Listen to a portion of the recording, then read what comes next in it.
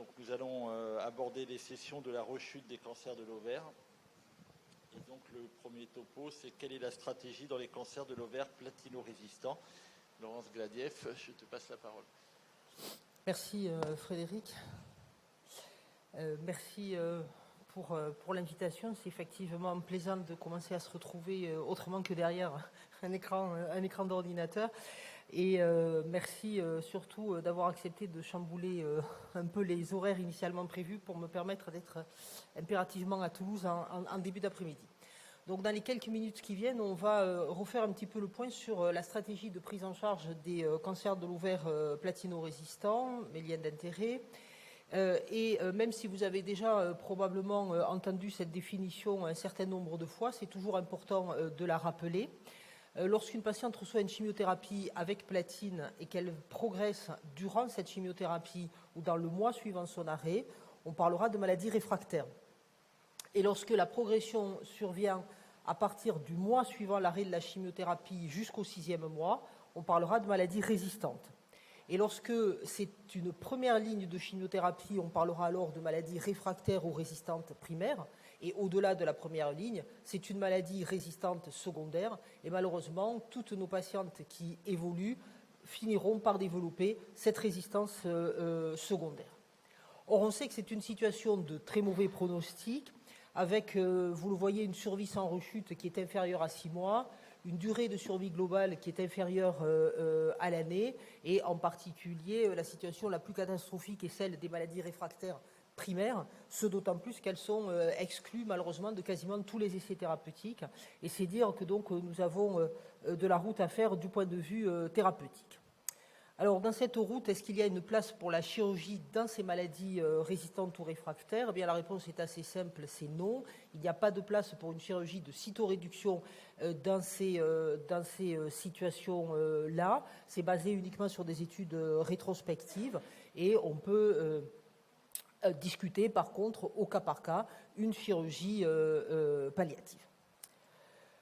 En termes de traitement, et jusqu'au milieu des années 2000, c'était l'ère de la monothérapie. Et si vous vous souvenez des présentations que vous avez pu entendre, quand on arrivait toujours au cancer de l'ovaire résistant, la classique proposition, c'était monochimiothérapie ou soins de support. Alors bien sûr, au fil du temps, l'arsenal des drogues à notre disposition s'est enrichi, mais vous le voyez avec des taux de réponse qui restent quand même relativement modestes. On arrive à un peu plus de 30% avec le Taxol hebdomadaire, et pour des durées de survie sans progression qui restent inférieures à 6 mois, comme je vous l'ai dit tout à l'heure. Et tous les essais qui avaient été faits jusque-là de combinaison de chimiothérapie dans cette situation, et je vous ai mis juste à titre d'exemple un essai que nous avions conduit avec le groupe gynéco, où on avait essayé de combiner du Taxol hebdomadaire avec d'autres drogues, et bien vous voyez, il n'y avait absolument aucune différence, et c'est pourquoi la monochimiothérapie restait le standard. Alors, qu'est-ce qui a changé en 2014 ? Eh bien, ce qui a changé, c'est la publication des résultats de l'étude Aurelia, qui était une étude drivée par le groupe gynéco et particulièrement par Éric Pujat de Lorraine, qui a évalué la combinaison de la chimiothérapie avec un anti-angiogénique, en l'occurrence le bevacizumab. Donc, dans cette étude, les patientes avaient un cancer de l'ovaire résistant aux platines. Elles pouvaient avoir reçu une ou deux lignes antérieures, et elles étaient randomisées pour recevoir soit la classique monochimiothérapie, et si elles étaient dans ce bras, elles pouvaient avoir, en cas de progression de toxicité, un relais par du BEV en monothérapie, mais c'était tout à fait optionnel. Et dans le bras étudié, la même chimiothérapie était combinée au bevacizumab jusqu'à progression aux toxicités. Et ensuite, le traitement était bien sûr laissé au choix de l'investigateur. Et les patientes pouvaient déjà avoir reçu en première ligne un anti-angiogénique pour être incluses dans cette étude. C'était un facteur de stratification, mais ça représente finalement une proportion assez minime de la population, à peine 10%. Et l'objectif principal était donc la survie sans progression. Et pour la première fois, eh bien, on a vu un bénéfice à une combinaison chez ces patientes en situation de résistante. Malheureusement, les réfractaires primaires n'étaient pas incluables, avec un odds ratio à 0,48, donc un temps de survie sans progression qui est quasiment doublé. Par contre, il n'y a pas d'impact sur la survie globale. Et si on regarde les effets secondaires, c'est assez intéressant de regarder les effets secondaires parce que les patientes qui reçoivent la combinaison de la chimiothérapie avec du bevacizumab ont moins de douleurs abdominales, ont moins de vomissements, ont moins de nausées, ont moins de dyspnée que les patientes qui reçoivent la chimiothérapie seules. Et par contre, elles ont plus de toxicité spécifique des traitements, neurotoxicité si elles avaient du taxol-hebdo, toxicité cutanée si elles avaient du KLX. Et en fait, ceci s'explique par le fait que comme la combinaison de la chimiothérapie avec le BEV est plus efficace, eh bien en fait, on contrôle plus vite tous ces symptômes digestifs qui sont en fait plus inhérents à la maladie elle-même qu'à la toxicité des traitements. Et comme on continue les traitements plus longtemps, eh bien on fait émerger les toxicités liées au traitement. Et sans rentrer dans les détails, parce que ça c'est vraiment des questions vraiment de chimiothérapeutes, si on regarde la toxicité du bevacizumab, elle est celle que l'on attend classiquement avec l'hypertension, avec la protéinurie. Et par contre, si on regarde ces effets secondaires qui peuvent nous inquiéter chez des patientes qui sont en carcinose, donc potentiellement plus fragiles, eh bien les taux de perforation et de fistule restent inférieurs à 2%. Donc c'est ce qui ressort à peu près de toutes les études. Donc il n'y a pas plus de toxicité à l'utilisation de l'anti-angiogénique dans cette situation. Et enfin, juste un petit focus encore un peu hyper spécialisé, mais si on regarde de façon plus proche la combinaison du taxol hebdomadaire avec le bevacizumab, eh bien c'est vraiment la combinaison qui est la plus intéressante, avec une survie sans rechute qui est pratiquement triplée et un allongement significatif de la survie globale. Et donc depuis cette publication, la chimiothérapie combinée au bevacizumab est le standard de traitement de la première rechute résistante. Mais les résultats, s'ils sont améliorés, ne sont quand même pas non plus révolutionnaires. Donc il y a encore du travail. Et dans cette réflexion-là, la question revient de la chirurgie, mais en format CHIP. Alors pourquoi cette question-là ?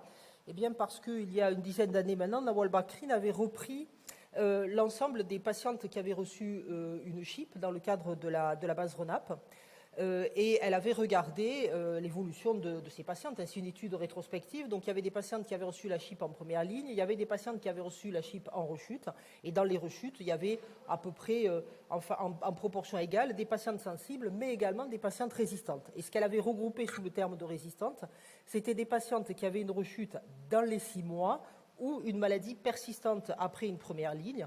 Et si vous regardez les courbes de survie, elles étaient un petit peu surprenantes parce que d'abord c'était des survies qui étaient extrêmement longues pour des patientes résistantes, et surtout il n'y avait pas de différence entre les résistantes et les sensibles. Donc on avait été quand même un peu étonnés par ces résultats, à prendre bien sûr toujours avec la limite liée au caractère rétrospectif, mais si on veut en confirmer l'intérêt, il faut aller jusqu'au prospectif. Alors, je suis désolée, parce que je pense que le flowchart est un peu flou, mais Nawal a continué sa réflexion et a mis en place l'essai IPOVA, qui est à l'heure actuelle en cours, qui peine un tout petit peu à inclure, mais qui est quand même important pour répondre de façon claire à la question de la CHIP dans cette indication-là.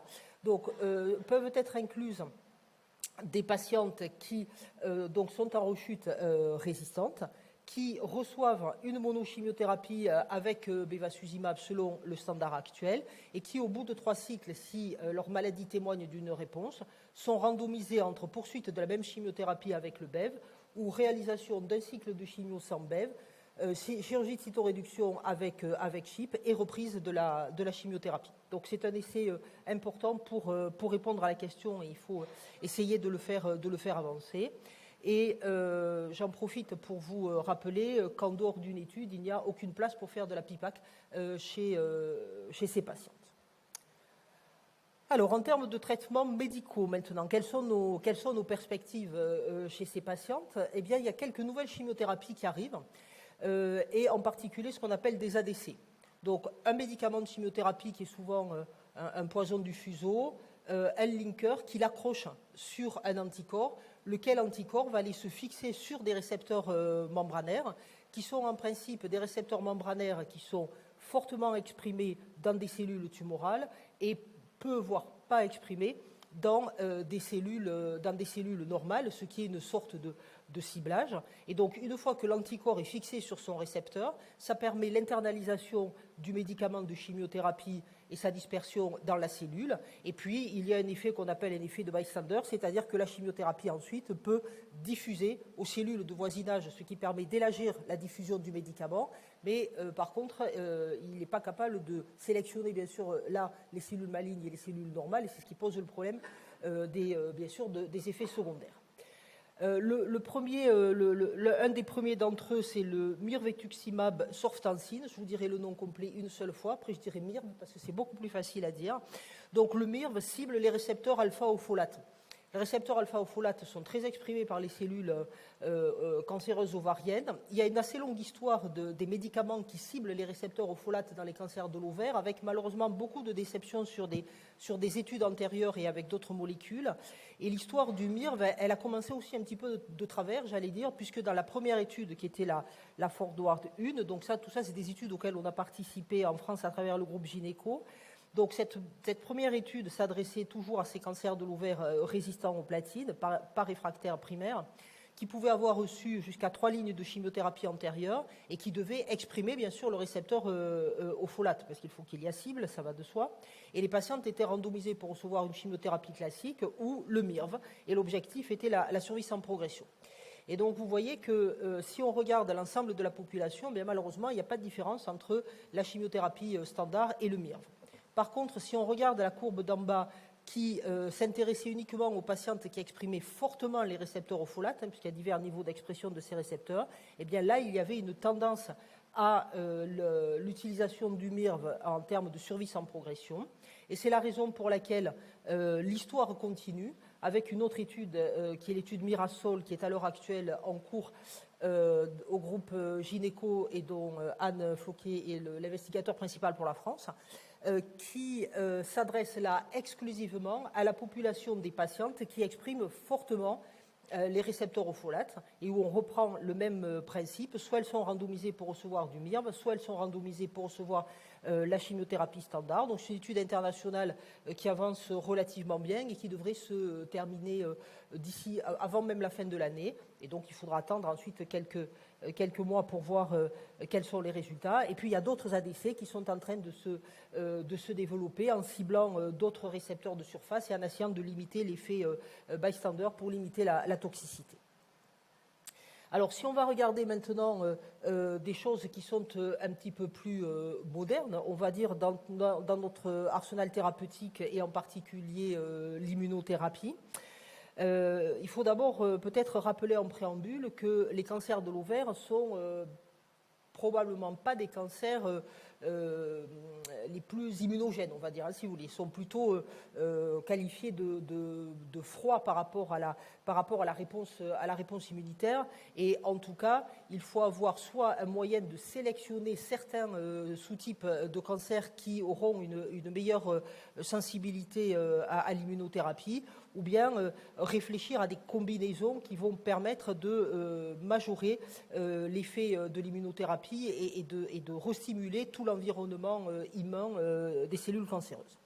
Alors le premier essai d'immuno qui a été publié dans ces maladies résistantes est un petit peu décevant parce que c'est un essai qui comparait donc soit une immunothérapie seule, en l'occurrence l'avelumab, qui avait donné des résultats intéressants en phase 1, soit seule, donc soit combinée à une chimiothérapie, le KLX, et le troisième bras de l'étude était le KLX seul, et on était dans des populations de patientes résistantes ou réfractaires, on pouvait les inclure, qui avaient quand même été déjà assez largement pré-traitées, mais par contre qui devaient avoir pour lesquels ce devait être le premier traitement pour leur maladie résistante. Et il n'y avait pas de sélection des patientes sur l'expression de PDL1. Vous savez que c'est toujours une question quand on fait de l'immunothérapie, est-ce qu'on sélectionne sur l'expression de PDL1 ? Il y avait deux objectifs principaux qui étaient la survie sans rechute et la survie globale. Et malheureusement, les résultats sont totalement négatifs, que ce soit pour la survie sans rechute ou pour la survie globale. Il n'y a aucune différence entre les 3 bras. Et si on regarde un petit peu quand même dans l'analyse un peu plus détaillée des populations, il semblerait quand même que les populations qui pourraient tirer bénéfice de l'immunothérapie sont soit celles qui ont des facteurs biologiques de sensibilité comme l'expression de PD-L1 ou de CD8 qui étaient étudiés dans cette étude, soit plutôt des maladies résistantes secondaires par rapport aux maladies résistantes primaires. Alors c'est une étude, évidemment on ne va pas s'arrêter à une étude, il faut continuer à avancer. Il y a à l'heure actuelle des études qui sont en cours, par exemple l'étude de l'AGO. Donc on est toujours dans ces situations de patientes donc en maladie résistante. Donc celle-ci pose la question de la combinaison d'une chimiothérapie avec bevacizumab plus ou moins immunothérapie. Et il y a du rationnel biologique dans l'idée de combiner l'immuno, la chimio et les anti-angiogéniques. Donc c'est une étude qui est bien avancée et qui va se terminer très prochainement. Il y a également la Keynote B96, c'est le même concept que la précédente, sauf que cette fois-ci l'immunothérapie c'est le pembrolizumab, peu importe ces différentes immunothérapies, et que dans cette étude le bevacizumab est optionnel au choix de l'investigateur. Donc il faut encore attendre ces études et les analyses de recherche fondamentale qui sont adossées pour continuer à définir la place de l'immunothérapie dans cette indication. Mais peut-être que l'avenir dans ces populations, c'est peut-être un avenir sans chimiothérapie. Peut-être un avenir sans chimiothérapie. Alors, peut-être vous vous dites, tiens, on n'a pas parlé des inhibiteurs de PARP. Non, dans les maladies résistantes, on ne parle pas trop des inhibiteurs de PARP parce que ce n'est pas dans cette situation-là qu'ils ont la meilleure efficacité et ils n'ont aucun ADAMM dans cette indication. Mais par contre, pour eux aussi, il y a un rationnel à la combinaison de ces traitements, soit avec l'immunothérapie, soit avec les anti-angiogéniques. Et je vous ai juste mis ici, à titre d'exemple, deux études de phase 2 qui sont soit une combinaison d'un inhibiteur de PARP, le niraparib, avec une immunothérapie, le pembrolizumab, soit un triplet avec immunothérapie et anti-angiogénique. Et ces deux études rapportent pour des maladies résistantes des résultats qui sont extrêmement intéressants, que ce soit en taux de réponse, en taux de contrôle de la maladie ou même en durée de réponse. Et c'est vraiment des pistes à suivre de près, ce qui est le cas dans cette étude de phase 3. Qui va comparer une chimiothérapie classique au choix de l'investigateur avec un bras sans chimiothérapie qui combine le niraparib et le TSR 042 qui est le dostarlimab qui est l'immunothérapie de GSK. Alors c'est un essai aussi qui est en cours en France à travers le gynéco et j'attire votre attention sur les critères d'inclusion. Si vous regardez les critères d'inclusion, il n'y a pas écrit résistant ou réfractaire. Il y a écrit, alors j'ai mis unfit parce que c'est le mot le plus court pour exprimer les choses. Le critère d'inclusion, c'est patientes pour lesquelles vous considérez qu'il n'y a pas d'indication au sel de platine. Et ça, c'est la chose qui va changer c'est la chose qui va changer un petit peu dans les années à venir. C'est-à-dire qu'on est en train de modifier la définition de la platinорésistance. Et aujourd'hui, au lieu de dire une maladie est platine sensible, une maladie est platine résistante, on va dire on a en face de nous une patiente pour laquelle on pense qu'elle va tirer bénéfice du platine, ou bien pour laquelle on pense qu'elle ne va pas tirer bénéfice du platine, soit effectivement parce qu'elle a progressé dans le délai correspondant à la résistance que je vous ai détaillé tout à l'heure, et encore que vous voyez dans la dernière conférence de consensus, la marge a un petit peu bougé pour le temps. La conférence de consensus, ce n'est pas des recommandations, ce sont des réflexions d'hyperspécialistes pour déterminer quels sont les critères à privilégier pour la conception des essais thérapeutiques. On peut aussi considérer qu'une patiente n'est pas susceptible de recevoir du platine parce qu'elle a des allergies, parce qu'elle a de la neurotoxicité. Donc il y a une mouvance de cette définition de la platinosensibilité qui va se faire au fil du temps. Et donc pour conclure, à l'heure actuelle, eh bien, pour ces maladies résistantes ou réfractaires, il n'y a pas de place aujourd'hui pour la chirurgie, or, on l'a dit, la chirurgie symptomatique. Il n'y a pas de place pour la CHIP ou la PIPAC en dehors d'un essai thérapeutique. Le standard médical reste une bithérapie avec bevacizumab selon les résultats d'Aurelia ou une monochimiothérapie pour d'éventuelles rechutes ultérieures.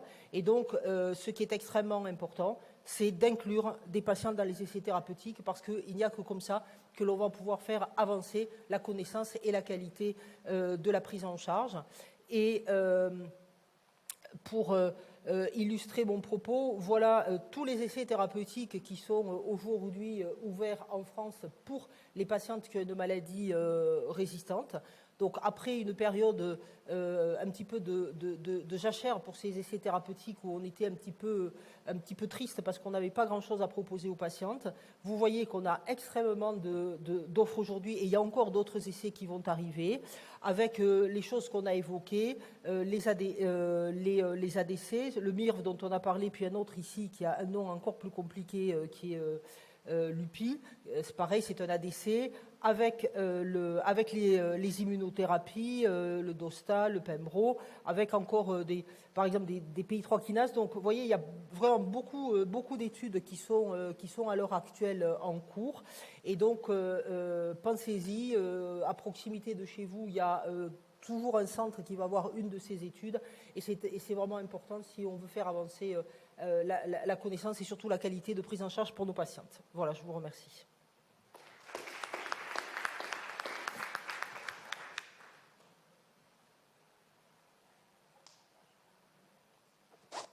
Merci Laurence pour cette présentation. On fait des questions tout de suite ou... Oui. Comme tu veux. Bon, est-ce qu'il y a des questions dans la salle? Oui, il y a une question.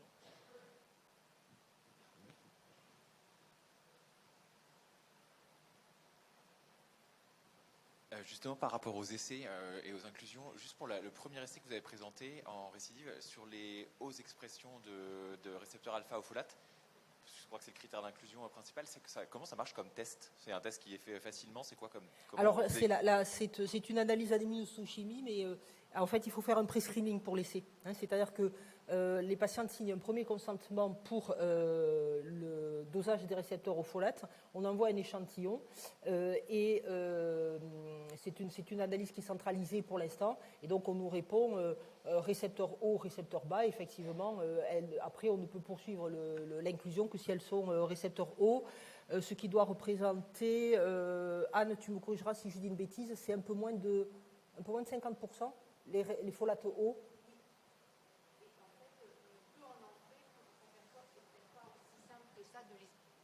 De les identifier, parce qu'en fait, on a eu beaucoup d'échecs. On pensait avoir entre 50 et 60%, puis en fait, pour l'instant, sur le recrutement, on a plutôt moins de 50. Oui, c'est ça, ouais. Mais du coup, le test est fait par le centre inclueur, en fait. Oui. On peut pas les présélectionner et dire ah ben, je les adresse si elles sont... non, c'est pas possible. D'autres questions dans la salle? C'est dur la chimie en 9h30. C'est clair. Merci beaucoup Laurence, on a été très clair comme d'habitude, hein. Parfait. Et maintenant on va accueillir Frédéric Guyon pour du coup, la place de la chirurgie après la chimiothérapie, la chirurgie lors de la récidive avec Desktop 3. Donc je suis très heureux encore une fois qu'on nous donne l'opportunité de créer ces sessions en présentiel.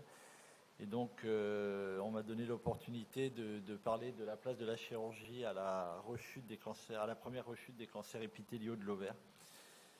En fait, pour moi, c'est devenu un jeu d'échecs, la prise en charge du cancer de l'ovaire, parce qu'on s'aperçoit que dès la première ligne, tout ce que vous allez faire va conditionner ce qu'on va pouvoir faire ensuite. Et c'est là où il doit y avoir, à mon avis, une vraie réflexion dès le début sur les options thérapeutiques qu'on prend, puisqu'en fonction de la chirurgie qui a été réalisée en première ligne, des traitements adjuvants, de l'adjonction d'éventuelles thérapies ciblées, le retentissement sur l'état général de la patiente et puis la dégradation de l'état général de la patiente également liée à sa rechute. On va avoir pas mal d'options, la plupart étant médicales, et peut-être une petite fenêtre pour la chirurgie pour des patientes sélectionnées, et on va voir comment on peut éventuellement les sélectionner. Alors, je me suis juste permis une diapositive sur la place de la chirurgie pour les rechutes platine résistantes. Tout a été dit par Laurence. Il n'y a pas de place pour la chirurgie, sauf pour des cas vraiment, mais très, très hyper sélectionnés et des problématiques qui sont individuelles à chaque patiente. Je pense que c'est un cauchemar pour moi. Et en dehors d'inclure les patientes dans les essais thérapeutiques, ou au moins essayer de faciliter leurs inclusions dans les essais thérapeutiques, il n'y a pas beaucoup d'issues.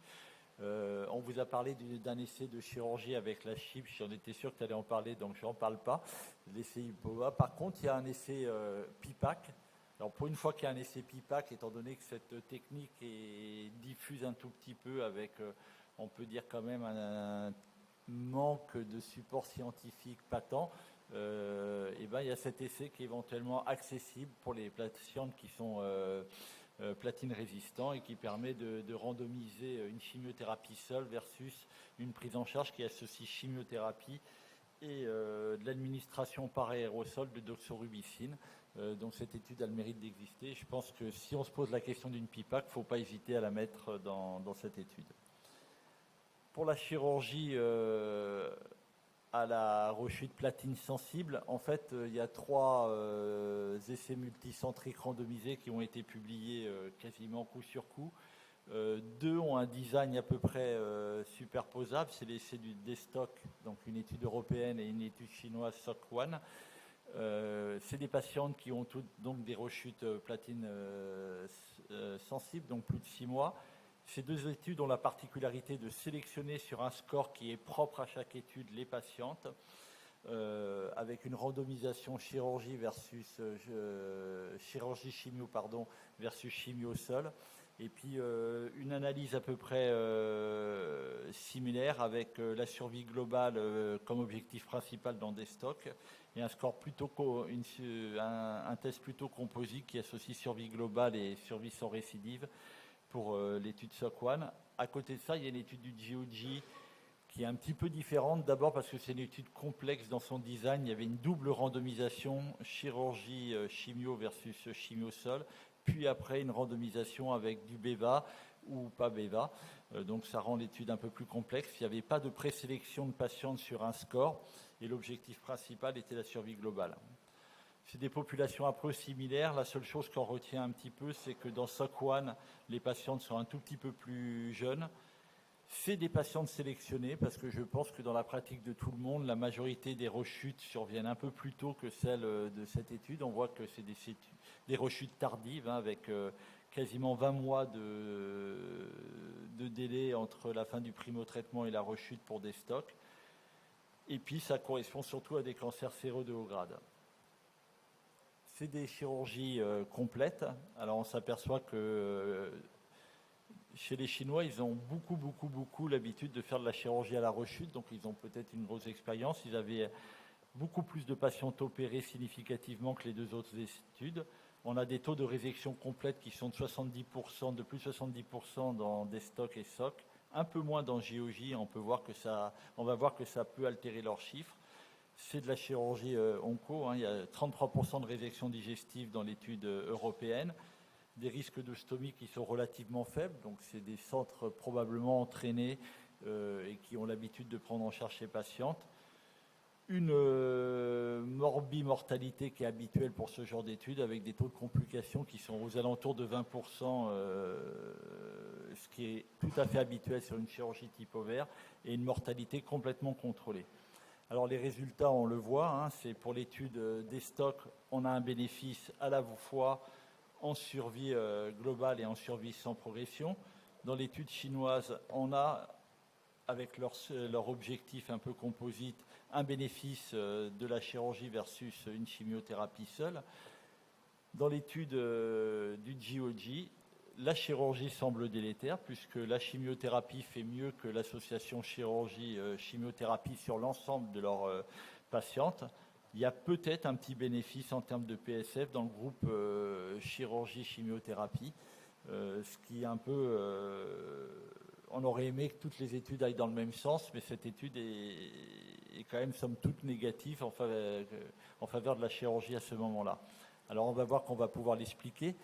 Ce qui est sûr, c'est que dans l'étude SOC et dans l'étude des stocks, on a une augmentation significative de la survie globale et de la PFS. Et quand on regarde bien dans le détail, cet avantage, il est essentiellement pour les patientes qui sont en chirurgie complète, puisque dans toutes les études, la chirurgie complète apporte un bénéfice en termes de PFS par rapport à une association qui ne comprend que de la chimiothérapie. Et on a également une vraie évolution positive vers le temps jusqu'à la 3e ligne de traitement, puisqu'on a un allongement considérable de ce temps-là dans les études SOC1 et DESTOC qui l'ont étudié. Donc en fait, ce qu'on peut retenir de ces 3 études, c'est que sur des patients pour lesquels on fait de la chirurgie complète, l'association chirurgie-chimiothérapie fait probablement mieux que la chimiothérapie seule. Alors comment on explique l'écart type par rapport à l'étude américaine? Encore une fois, pour moi, c'est cette double randomisation qui rend les choses un peu plus complexes. Après, c'est une étude qui a été publiée avec des résultats intermédiaires, puisque c'est une analyse intermédiaire qui a été publiée. Un des gros points faibles de cette étude, c'est que c'est assez laconique la manière dont on sélectionne les patientes pour la chirurgie, puisque c'est laissé au libre arbitre de chaque équipe, ce qui n'est quand même pas très précis et ce qui pourrait justifier également des écarts de pratique assez conséquents. Un taux de chirurgie complète plus faible et également quelque chose qui apparaît vraiment beaucoup, c'est beaucoup plus de patientes qui ont eu l'accès à une thérapie ciblée par bevacizumab versus les 2 autres études. C'est probablement ce qui explique le différentiel, en sachant que globalement, au vu du design de l'étude, il nous semble que les études chinoises et européennes sont quand même plus pures pour répondre à la question. Et donc, les premières conclusions que l'on fait, c'est que la chirurgie est une option à la première rechute et que surtout la chirurgie complète dans ces circonstances permet d'améliorer le pronostic des patientes. Et donc, va se poser la vraie question de comment on sélectionne les patientes pour aboutir à ces objectifs. Alors, il y a 2 scores. Nous, on utilise beaucoup le score de l'étude des stocks. C'est un score AGO qui a été validé par 2 études. Et qui est un score relativement simple, l'état général de la patiente, une chirurgie complète à la première ligne thérapeutique pour les patientes qui avaient un stade avancé, mais pour les stades plus précoces et tout type de chirurgie confondue, et très peu d'acide. Et lorsqu'on a ce score positif, eh ben, il est prédictif dans 75% des cas d'une chirurgie de cytoréduction complète. Le score e-model, qui est le score de Tian, qui a été également validé au Memorial Sloan, est un peu plus complexe à utiliser puisqu'il inclut la notion de stade FIGO initial, le fait qu'il y ait une chirurgie complète également ou pas, l'intervalle libre, l'état général. Il tient compte du CA125 et je pense que ça peut être une bonne piste puisqu'il y a quelques données sur l'intérêt de la cinétique du CA125 dans la prise en charge des cancers de l'ovaire qu'il faudrait affiner et probablement plus intégrer dans nos pratiques quotidiennes. Et puis également la présence d'une acide ou non à la récidive. Quand on regarde, il y a une présentation à l'ASCO, ces scores-là. On s'aperçoit malgré tout que le score AGO est beaucoup plus restrictif que le score e-model dans la sélection des patientes. C'est probablement pour cela que ce score marche bien. Mais probablement, il y a des patientes qui pourraient quand même bénéficier d'une chirurgie, y compris en dehors de ce score. Le score e-model est très très corroboré au score AGO. Vous voyez qu'il y a un différentiel entre les 2 scores. Il n'y a que 2,5 des patients qui sont positifs pour le score AGO et pas pour le score e-model. Donc ils sélectionnent des patientes.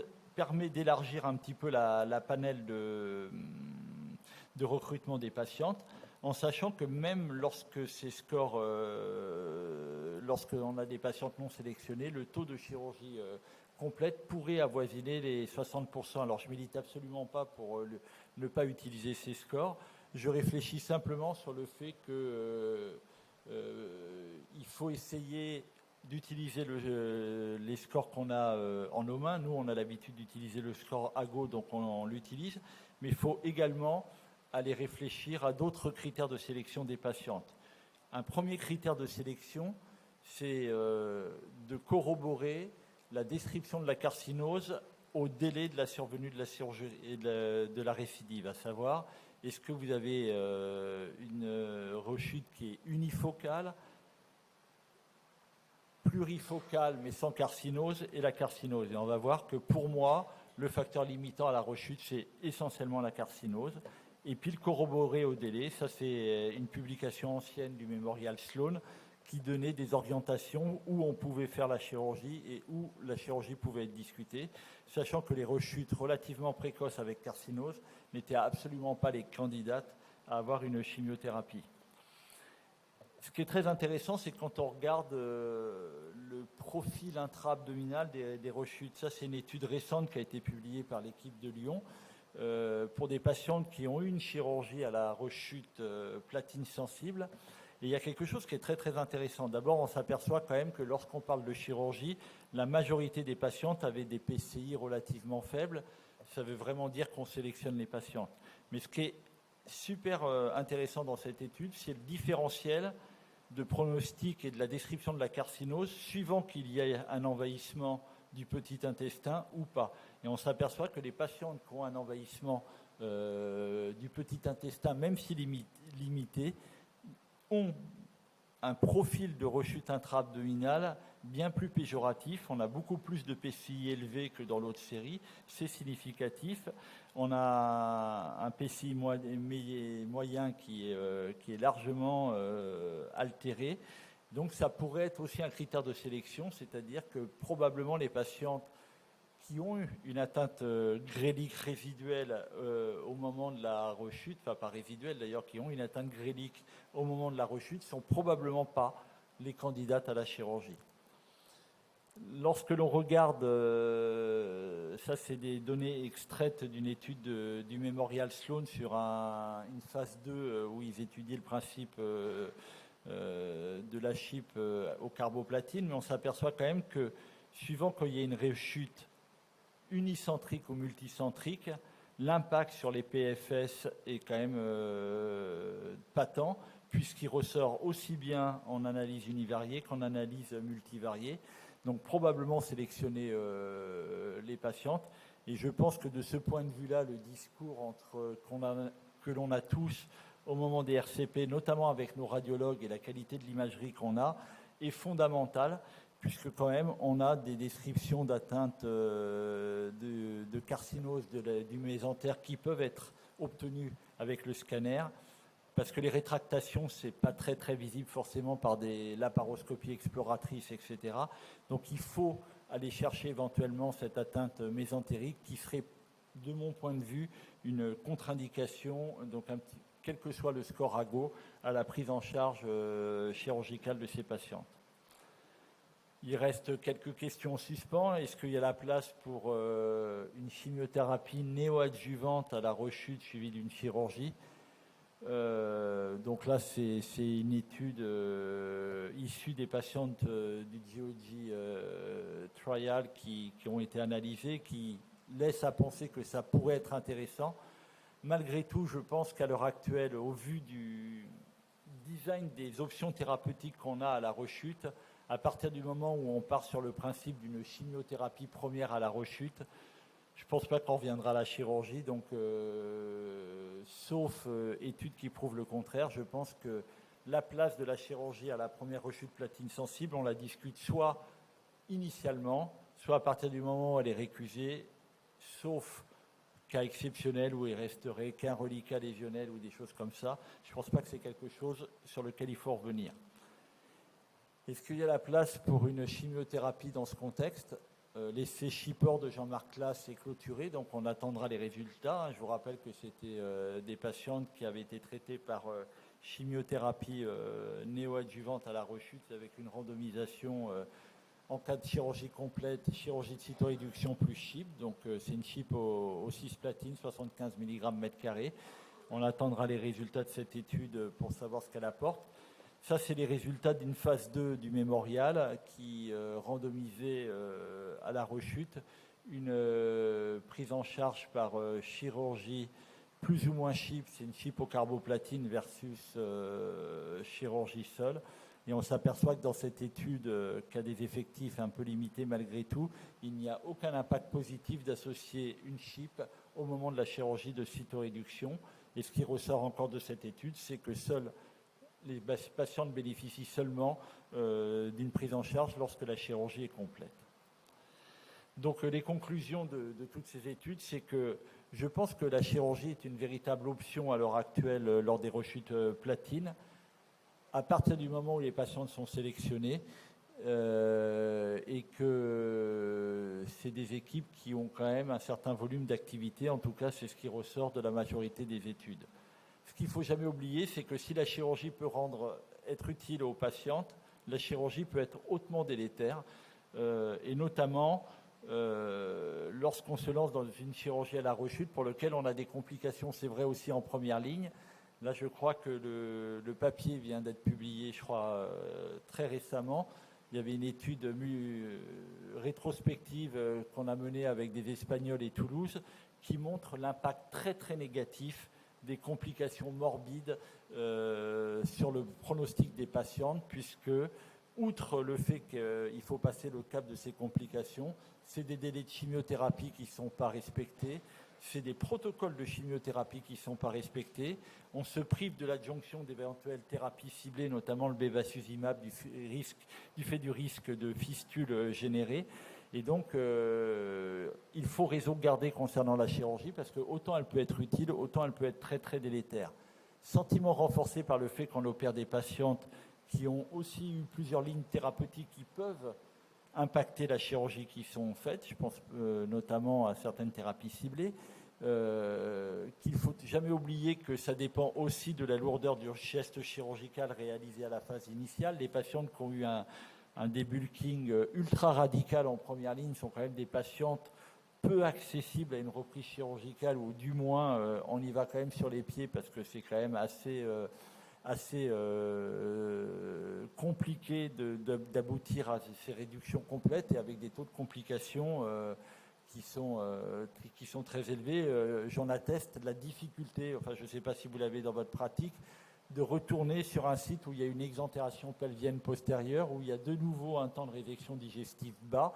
On se retrouve dans des difficultés techniques, c'est des anastomoses qui ne sont plus du tout du colorectal, c'est quasiment du coloanal. C'est des techniques de chirurgie qui sont plus viscérales que gynécologiques. Pareil, remonter sur un hypochondre droit qui a déjà été débulqué, c'est compliqué. Et je ne parle pas de la chirurgie centrale de l'arrière-cavité des épiplombs ou du pédicule hépatique lorsqu'on y a déjà touché une première fois. Donc, bien évidemment, tout ça, ça doit être pris en considération avant de réfléchir à la chirurgie. Et puis ma dernière conclusion sera sur le fait qu'on apprend beaucoup des essais thérapeutiques, même s'ils ne nous renseignent pas tout à fait sur toutes les questions qu'on s'était posées, mais on apprend beaucoup sur les essais thérapeutiques, et donc il faut poursuivre les essais thérapeutiques, notamment en chirurgie. On souffre un peu d'une sous-représentativité des chirurgiens dans les essais thérapeutiques que l'on fait. Et puis quand il y a un essai thérapeutique qui est ouvert, il faut bien évidemment inclure et mettre les patientes dedans. Merci pour votre attention. Merci beaucoup Frédéric. Est-ce qu'il y a des questions dans la salle ?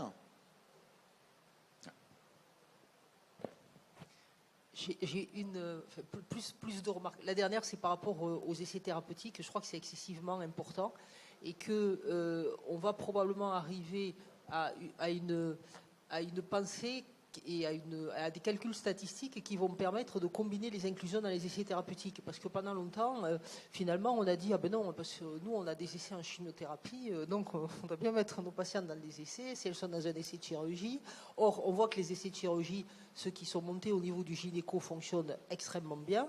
Et on arrive à l'heure actuelle, alors certes, c'est de la première ligne, mais aujourd'hui, on peut inclure une patiente en première ligne dans un essai dans lequel on va évaluer la place de la CHIP, et puis dans un essai de chimiothérapie dans lequel on va évaluer le meilleur traitement de maintenance. Et c'est ça qui va permettre de faire avancer vraiment tous les essais. Donc ça, c'est extrêmement important.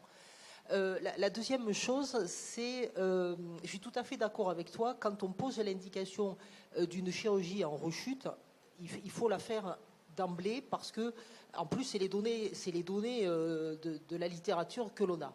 Mais il y a juste un tout petit bémol à ça, c'est que lorsque pour cette patiente-là, il y a l'indication d'un inhibiteur de PARP, en rechute, l'indication de l'inhibiteur de PARP, elle est adossée à la platinosensibilité.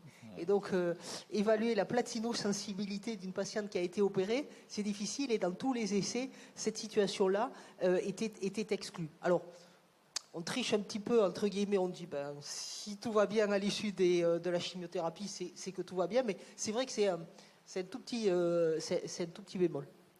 C'est là où je pense, c'est ce que je disais en préambule, que la prise en charge des cancers de l'ovaire devient compliquée, puisqu'on va avoir des options qui sont parfois pas si compatibles que ça avec les démarches thérapeutiques qu'on voudrait mettre en place. Et donc, c'est un vrai discours qu'il y a au niveau de la RCP pour savoir quelle est la meilleure option pour la patiente.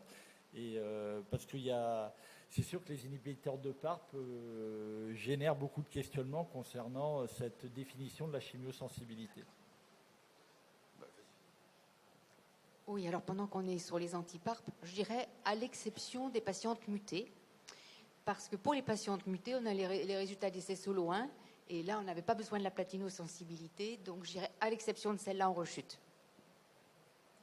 Frédéric, j'ai deux questions pour toi. La première, c'est comment tu intègres le statut mutationnel pour la décision non de chirurgie à la récidive, parce que je pense que c'est un élément maintenant qui va sûrement pousser dans les années qui viennent, qu'on va intégrer à notre décision. Et la deuxième, est-ce que tu utilises le PET scan comme outil supplémentaire pour décider ou non d'y aller ou pas, comme l'a proposé Fagotti avec son score Célio PET scan?